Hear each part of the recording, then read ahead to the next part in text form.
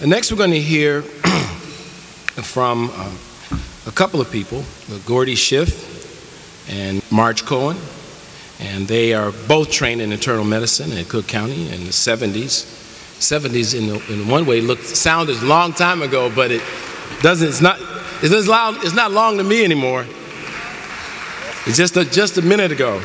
And they've since worked with Quentin on dozens of issues and have been colleagues in many organizations. So, Mardge and Gordy, thank you so much.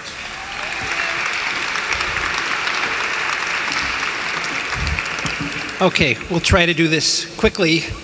We were asked to speak about people for whom Quentin was a teacher and a mentor. And I'm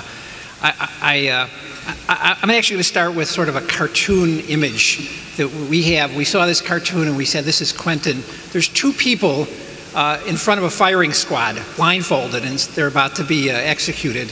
And one turns to the other and says, I have a plan. And this is our image of Quentin, that and many of us have been, the other person up there with him with the blindfold. And I think, let me just tick off some of the firing squads that he's had us in front. Public hearings, vigils. How many people have been on all-night vigils for Quentin? Bus trips to Springfield. Historic founding of new organizations, and press conferences where there's no press. I mean, I'm remembering we had a press conference about 5 years ago. Some politician was running for office. Quentin couldn't make it, so he sent Margie and I down there, and Marsha Rothenberg. I don't know if Marsha's here, and the candidate. There was no press there, zero press, and it was Barack Obama running for Senate. So we got to talk to him. We did our best to try to argue for single payer. He even invited us to come down to his office later the next week and talk some more. And we never took him up on this, but I know Quentin has done his share. But I want to talk about two or three, a couple things in terms of Quentin as a teacher, things we've learned, and Margie's going to talk about a couple, and I'll see if I can get in the last word here. It's hard with Margie in the time. The first one really has to do with something that was so striking, and we didn't really appreciate it till Quentin left county, and it's this idea about having power by sharing information rather than hoarding information. There's a management style, I'm sure we're all familiar with it, where you're sort of in the know by concealing things. You know something other people don't. You're able to use that in sort of trading in a power way in organizations, politically.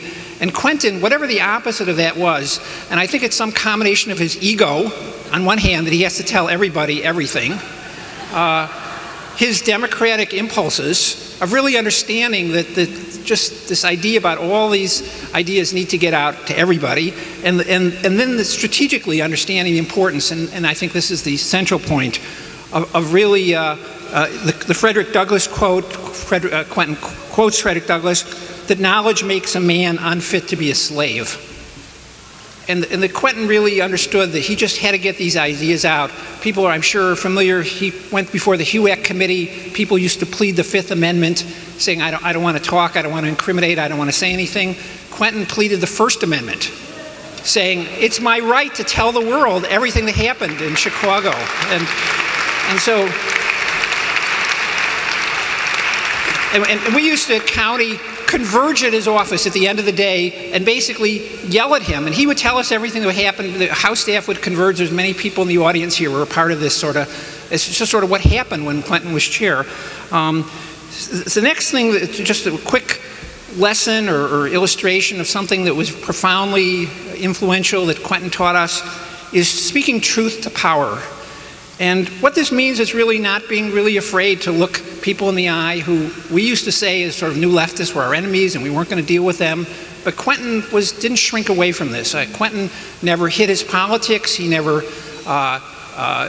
compromised his ideas.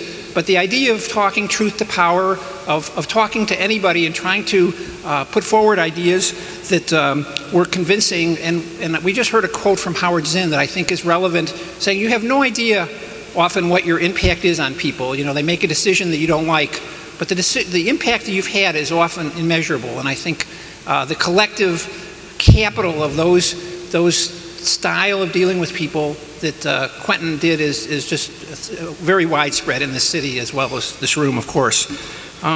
So Margie's going to talk, I think, actually about some more profound lessons, a couple that we really took away.